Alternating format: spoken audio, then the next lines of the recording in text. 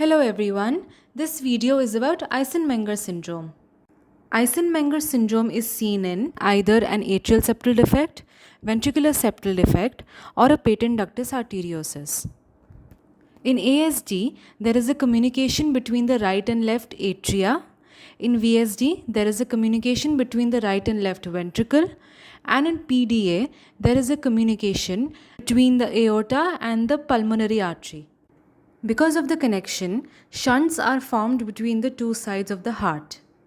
And since the left heart is at a greater pressure than the right heart, blood will flow from the left atrium to the right atrium in an atrial septal defect, from the left ventricle to the right ventricle in a ventricular septal defect, and from the aorta to the pulmonary artery in a patent ductus arteriosus.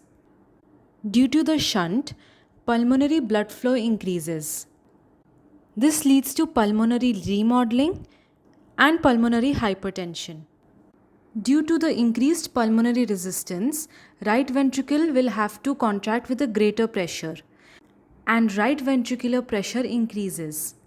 Once the pressure in the right ventricle becomes more than the left ventricle, the direction of the shunt reverses.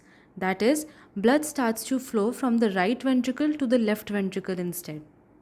This is called reversal of shunt, and this is essentially Eisenmenger syndrome. Reversal of shunt will lead to cyanosis.